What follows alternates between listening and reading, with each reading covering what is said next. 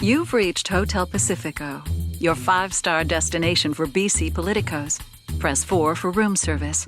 Press the star key for your hosts Mike McDonald and Kate Hammer. Welcome back, guests. Thanks for joining us again for early check-in at Hotel Pacifico. Good to see you, Geoff and Mike. Good morning. Good morning. And we have Hold on. I gotta do it. He's back. Mike is referring to our special guest, the 31st Premier of BC, Glen Clark. Good to see you, Glen. Thanks, Kate. Nice to be here. We're very glad to have you. You get name checked often at Hotel Pacifico, and we're going to get on getting you a preferred guest card or some kind of point system for your return stay. All right. Stick around, guests, for the espresso bar. Glen's going to join us for that. And we'll start off, I think, today with where the leaders are at. It's pretty easy. Everybody's on the island today. David Eby has about 4 events all over the island from Nanaimo to Victoria. John Rustad's in Nanaimo, and Sonia Furstenau is in Victoria Beacon Hill. Let's move then to a quick recap of yesterday. I'll start out, we had the Conservative platform released with the costing and, some things, some out, some promises in, some out compared to some of what we'd heard earlier. But I think now we have the full thing as promised from the Conservatives. Fully costed. Fully costed, yeah. This is extremely rigorous, I thought. All right. Okay. So clearly we need to spend a hot minute here. I have never seen a costing like that. That's sort of the bullet points of prices without the sort of like projections over time of how, because they did commit that they would balance the budget in a second term. But it's sort of a kind of, I don't know, a costing highlights, a costing Coles notes.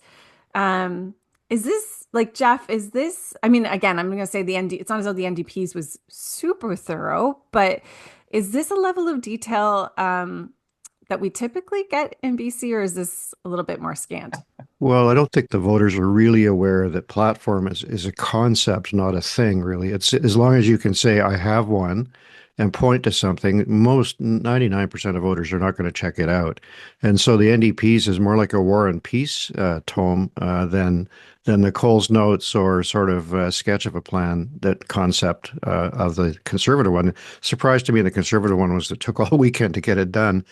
But yeah, I wouldn't spend too much time on it if I was anybody.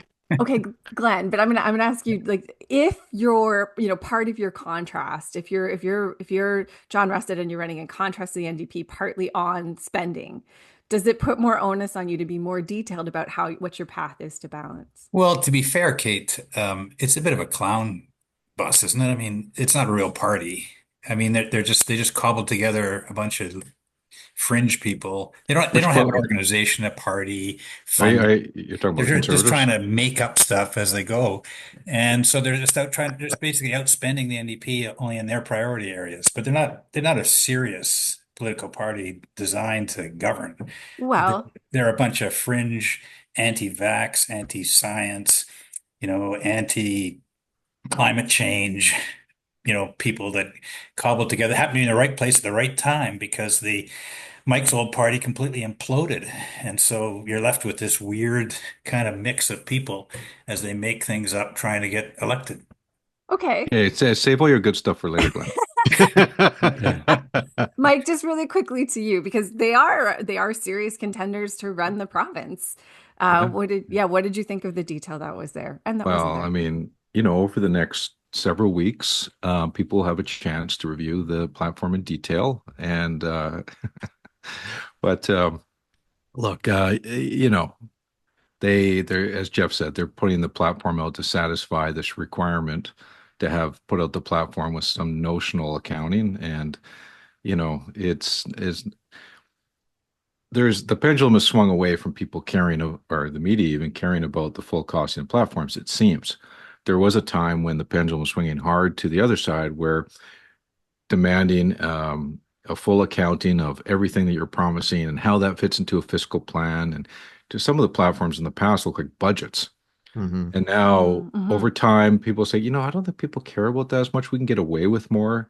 We can, like look at 2017, the criticism against the BC Liberals was like you were too obsessed with numbers and less about what people are feeling. And now we're by 2024, it's all about like, hey, Surrey, you need a children's hospital? Woo, we got one for you. Yeah. So, and the NDP are doing the exact same thing, right? So that's where we're at. That patient tower in Langley is critical. The patient tower in Langley that the NDP promised, it's like, yeah, it's the Queensboro Langley patient tower. Jess, have you got a pile of old phones tucked away in a drawer somewhere? If you do, you should know about Telus's trade-in program, because you can bring those old devices in for credit. Telus is a leader in the circular economy, having diverted 4 million mobile devices and 15 million devices, things like high-speed internet and tabletop boxes, since 2004. And Telus's sustainability initiatives are helping to propel the province towards a more sustainable and inclusive future. This commitment to excellence hasn't gone unnoticed on the global stage. Telus claimed the top spot as the world's most sustainable telecommunications company in Time magazine's inaugural World's Most Sustainable Companies list. That's a win for BC's hometown team, which is setting a benchmark for corporate responsibility that resonates far beyond provincial borders. And it's a relief for anyone with an overstuffed junk drawer. All right, so we'll move quickly through that. The NDP were in Langley, and then they also made an announcement in Poco with friend of the pod, Mayor Brad West. Yeah. To the point on that. Yes, sir. Premier Eby goes to Poco. It wasn't a press release, but I have seen a photo of there he is with the mayor of what's his name again? The mayor of Port Coquitlam. Oh, what's that guy? Brad shoot. East. Brad Yeah. East. Chad East. Brad West of the best. So there's Brad at the podium, and they're announcing lacrosse and sport court because God no, 5 days before an election, the Premier of BC's got to be in Poco announcing money for lacrosse court. The Queensboro lacrosse court located in Port Coquitlam. So, Poco swing seat. There you go. I love it as though you're above this, Mike McDonald. Mm-hmm. the teapot. All right. I've seen checks delivered to Gurdwaras that even the Gurdwara committee couldn't remember asking for. So I think the NDP campaign went to Poco just do a wellness check on Brad West. That's actually what I think. All right. So the Greens got a nice endorsement by David Suzuki yesterday.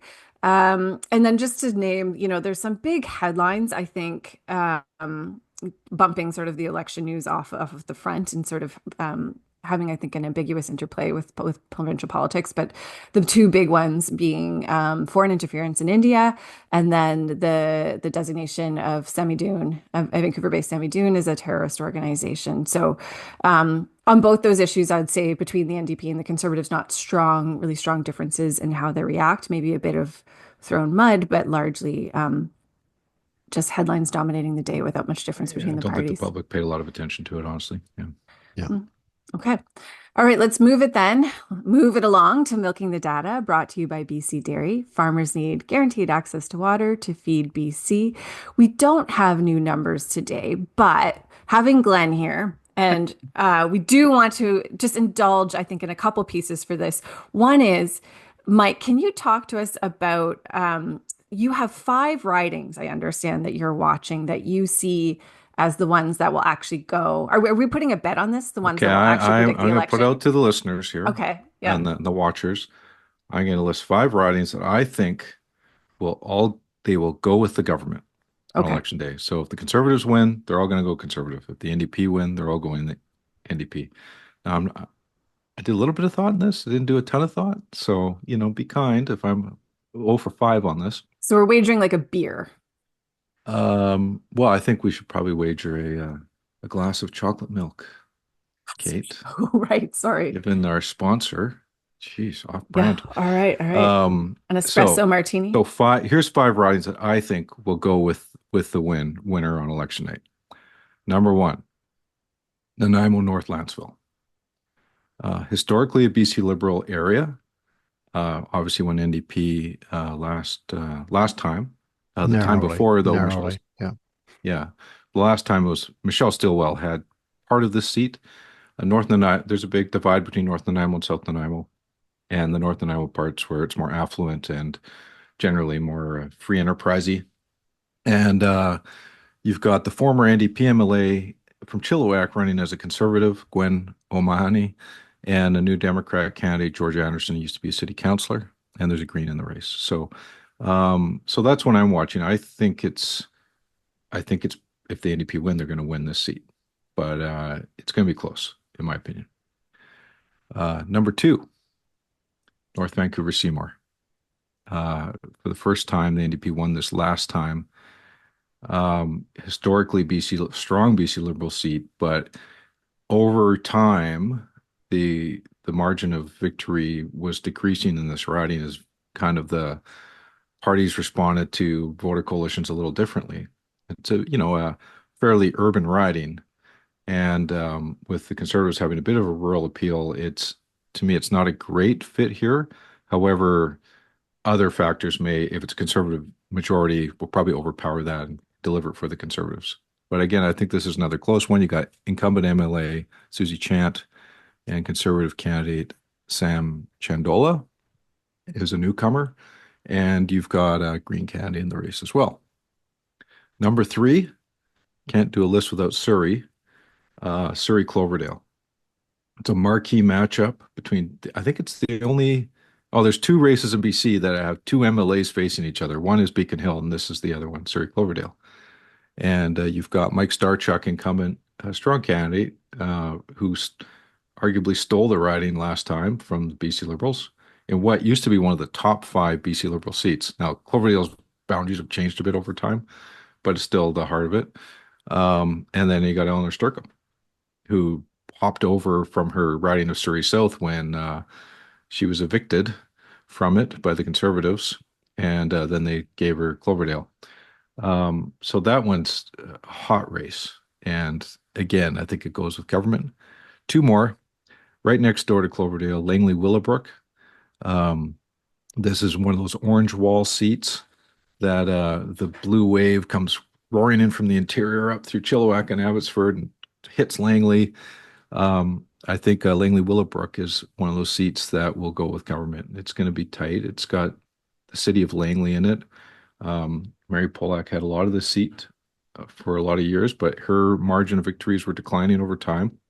And this, city of Langley is kind of an NDP-ish place now. But there are other parts of that riding too that not so much. So that's Andrew Mercier for the NDP and Jody Torr from the Conservatives, who's NDP targeted this week for various Oppo research reasons, and the NDP announced the patient tower in Langley. So, geez, wonder why they did that. Good news. Well, good news for Langley, bad news probably for the healthcare system generally. And Maple Ridge East, last one. I cannot do a list without Maple Ridge, hometown boy. I know. This is you scratching an itch, but tell us about Maple Ridge East has been a bellwether riding for a lot of years. I think it's actually gone with the government pretty much every election in the last 30 years. Okay. I believe going back to 96, Glenn, I think Dennis Streufel, I think, had Mission Kent, which had a lot of Maple Ridge in it at that time. And then it's, Randy Hawes had it and Mark Dalton had it. And Mark Dalton lost it by a whisper in 2017. Now it's Bob, how do you pronounce it, Geoff? Bob Deeth. Bob Deeth. Yeah. Incumbent and basically someone who's got a good career track record, but a political no-name, Lawrence Mock from the Conservatives, who's an unknown in Maple Ridge, and a Green in the race too. So and high school in the race there. Big announcement of a high school. Oh, okay. NDP announced a high school? Yeah. Oh, okay. Naturally. So anyways, those are 5 that I think will go rise or fall with government. Now, Geoff, any on your list that you would watch Richard Zussman would say Queensborough, of course. Well, I always raised the Greens because they were so much a part of my political time in Victoria. And I hear anxiety from New Democrats about Victoria Beacon Hill, but can't believe that that's at risk to Grace Lore and Sonia Furstenau, the other race where the two MLAs are heading off against each other. That would be Armageddon for the NDP if we lost Beacon Hill, in my view, especially when you've got a pretty strong conservative splitting the non-NDP vote with the Greens, with Sonia Furstenau. But people are anxious, and so that's one I sort of pay a bit of attention to. But no, I think your list is pretty good. Are you an electricity generation provider with experience delivering projects in Canada? Our sponsor, FortisBC, wants to hear from you. FortisBC is seeking power providers to bring new or existing projects online and increase the amount of electricity available for its customers. FortisBC has issued a formal request for expressions of interest for additional power to support the energy needs and economic growth of BC's southern interior, where the company delivers electricity. Some of our listeners might not be aware that FortisBC owns 4 hydroelectric generating plants on the Kootenay River, which allow their over 190,000 electric customers to receive approximately 1,609 gigawatt hours of energy supply each year. They meet the remainder of their customers' energy requirements by purchasing electricity. But they need more energy to meet the growing energy needs of its customers in the future. FortisBC is looking for power providers with a focus on developing innovative, renewable, and lower carbon energy sources, including biomass, biogas, hydroelectricity, solar, wind, and geothermal projects. FortisBC is particularly interested in new or existing projects that have a strong Indigenous equity component or are Indigenous-led. Ensuring customers have the energy they need when they need it is of critical importance for FortisBC. That's why FortisBC is looking to add up to 1,100 gigawatt hours of energy supply as soon as 2030. To learn more, visit fortisbc.com/newpower. FortisBC, energy for a better BC and a better podcast. There's a theme. Glenn, I'm wondering if you're seeing this, but I think, Mike, they're ridings that tend to have adjusted or new boundaries. They are ridings that tend to have greens in the play. I think all of them have greens in play. And they're generally kind of, they're mostly that kind of eastern edge of Metro Vancouver and a few other kind of growing urban, suburban areas. They're kind of suburban, for the most part, high growth areas, lots of families, history of BC Liberal voting. So I think that's what I'm looking for, is ridings that have flopped back and forth a bit. Not Comox, Mike? Sorry, Mike, go ahead. No, Comox Courtney is another good one, but I think Mike's list is pretty good, actually. If you look at it, I go back 60 years, right? The NDP has only hit 46% of the vote twice in history in that 60 years. Once in 1979 when Dave Barrett lost the election, and once last time when John Horgan won during pandemic. So basically, all that's happened is we're back to a normal BC election. This is exactly what happens every single time. And there's some change, I think, now for 2 reasons. One is this great realignment between the sort of working class abandoning the NDP, moving conservative, and educated people, put it that way, university educated people moving to the NDP, or a bit more affluent educated people moving to the NDP. Same thing you're seeing in the United States, same thing you're seeing on Europe. I think we're kind of back to that same kind of split. In fact, the NDP vote right now, based on the polls, is actually at pretty close to historic high levels, even though it's a very, very close election. So, the advantage the NDP has is this clown car, right?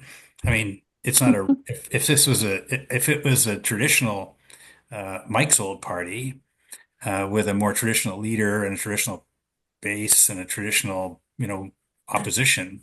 And a campaign. I think it would be really challenging for the NDP because there's I clearly think that was a compliment. it was.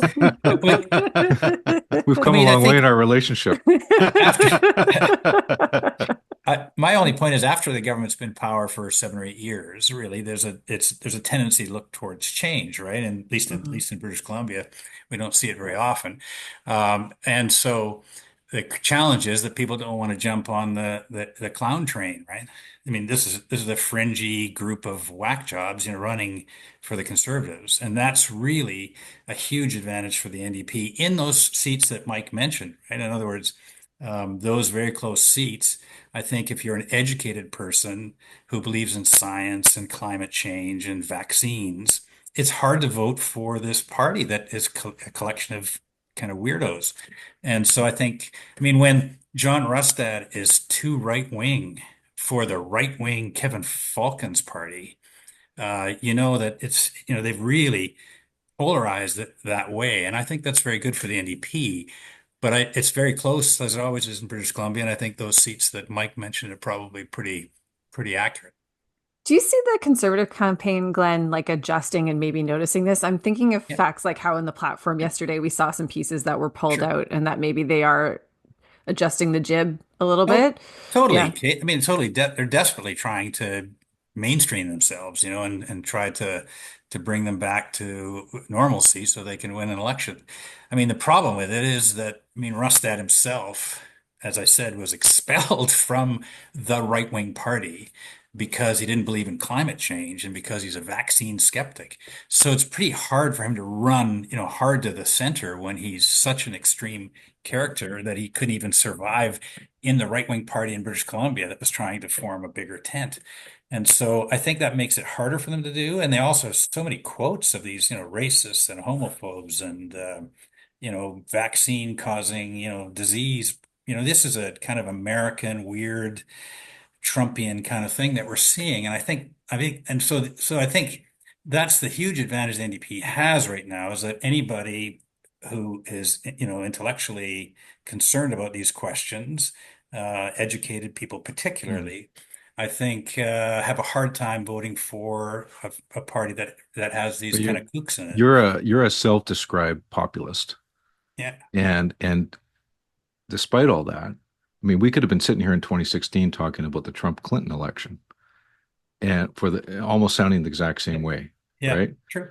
And here is, and I agree. I've talked to people all day long who are, you know, let's call them intellectuals, for lack of a better word, or the elites, people who are really plugged into politics stuff, and they have these issues with the conservatives. But I think it's a totally different mentality once you get out beyond, Oh yeah. you know. And I don't. The conservatives may well have shot themselves in the foot this election for all those things, but there's still a considerable base of people who just are Totally. motivated by a totally different set of issues, right? Yeah, I totally agree, Mike. And I think that's my point is that the government's been in power for a while. They've got, you know, they've got some challenges. I mean, I remember once, I think it was Tommy Douglas that told me that that's how old I am, that when you get elected, you get a backpack, and every year, a 10-pound rock gets put in the back of your backpack until you're carrying around this heavy load by the time you ultimately be defeated. And I think so. There's no question that up north, particularly in forest communities and others, the NDP have made some decisions that are quite unpopular, and that has fueled it. So the question is, do you hate the NDP so much you're prepared to vote for these whack jobs who are clearly not representative of the majority of British Columbia. And clearly, Mike, some people are prepared to do that. I'm not saying they aren't. And people will make an argument that the NDP are a bunch of whack jobs. You know, Oh, like sure. I having it's they use yeah. the Although example of the I do crack pipe dispensing machines and things like that. I, That's what they're saying, right? I do think, though, Mm. yeah, I agree, Mike, but I do think that the NDP, first of all, been in government for a while. People who know who they are, they know they're not Yeah, crazy. They might not agree with their policies, but they know they're yeah, not crazy. Secondly, they got a really good slate of candidates. They've got a quality group of candidates because yeah. they have been the government. Does tend to attract some good quality candidates, and the Conservatives to be fair, right? They're like brand new. They came out of nowhere, so they got all these Mhm. candidates that they didn't expect to be in this position. And by That's force it. of circumstance, this very unappealing leader, who, as someone told me, looks like, the high school chemistry teacher that everybody hated. You know, he's kind of this dour, negative, black Well, cloud for over his for head sure, you guy. were the vice principal. Um, but That's a really that's a really key point though, Glenn. I think like it's like we had to remember like when all these candidates were recruited, the Yeah, NDP was recruiting folks for cabinet and for right, right for government. And then the conservatives were recruiting people who and particularly to run for that when when BC United was still um, around, you had to right. be someone who really kind of felt like there was an issue that was way outside the establishment that you wanted to fight Right. for with this kind of more fringe party at the I agree. time. Well, Glenn, you famously, at least in my mind, in 91, where a party came out of the wilderness, Yeah. and in a very kind of similar way as the Conservatives, Yep. the NDP campaign had a problem right after the debate where the Liberals were on a heater. And I remember you having to step in and level the boom on them as the finance critic Yep. to You're do right. that. But what are your do you are you getting flashbacks from 91 in this campaign at all? Like, No, I do think it's interesting. As I say, I really think it's back to a normal election. I mean, there isn't someone coming out of the woodwork now. This is the right wing coalesced the way they always have in British Columbia, with the exception of, as I say, of the last election. And I think so. I think it's not surprising. I just think that what is surprising is that the Conservatives became the partner of coalition, right, as opposed to the United Party. And I think it's a problem for them. I really do. I think because I think especially in the Lower Mainland, and I grant Mike's point that in rural areas is a very strong anti-government feeling, but in urban areas, again, people might say, "Gee, I'd prefer to change. I kind of like. I'm not happy with some of the things that are happening in government. I prefer to change. We know they're not popular in certain very important policy issues."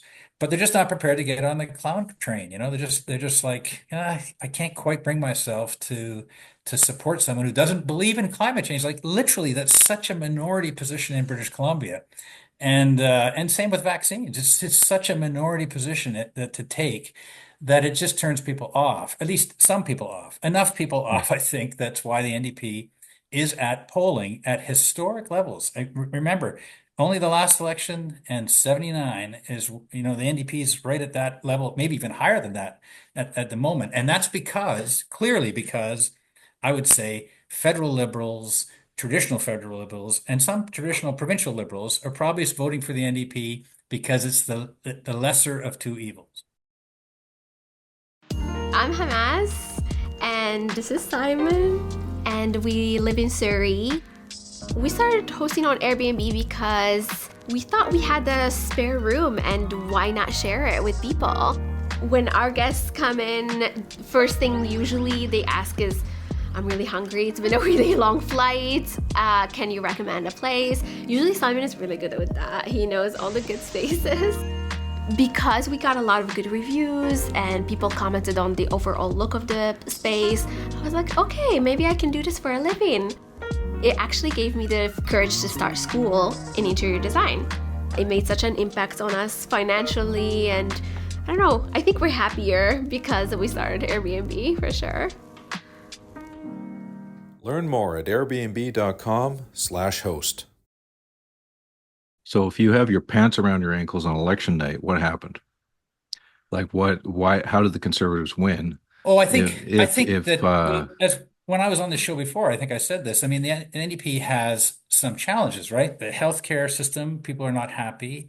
They're not happy with what I would call public disorder, homelessness and crime, etc. They're not happy with housing. They're not happy with the cost of living. So these things are all forces moving against the government. And by the way, I think they're really working hard on all of them. But clearly, the public is not happy in those areas at the moment, as is true everywhere in Canada and the United States, for that matter. And so I think there's some headwinds against the NDP, which I think they're lucky that the people leading those headwinds take these other positions, which are just outside the mainstream. It's going to happen, particularly for the NDP after the election. Like, let's say they come back and they narrowly win and form government again. They've got some things to wrestle to the ground. And I'm going to say one is obviously, I think one of their biggest liabilities in this election is the size of the deficit. And then I think on the back of that, and you raised this when you were on before, just we have not, affordability is the issue for voters, but we have not had a robust discussion really about what that means, about the economy, about how to right the ship. So what's going to be the challenge and what should be the focus for the NDP if they do come back as government? Yeah, that's a good question, Kate. I think that what's happened is, I assume what's happened is because having door knocked, you really get a pretty good reality check, right? So they've been coasting along, way ahead in the polls. doing their thing, trying to do the best they can. And now they're facing real voter anger over a bunch of issues. So that should be salutary. They should be saying, okay, when they get elected again, which I believe they will, and I think it's close, they should be thinking, okay, we've got some issues out here. We've responded maybe at the deathbed repentance, but at the end of the day, just before the election, they threw out a bunch of policies.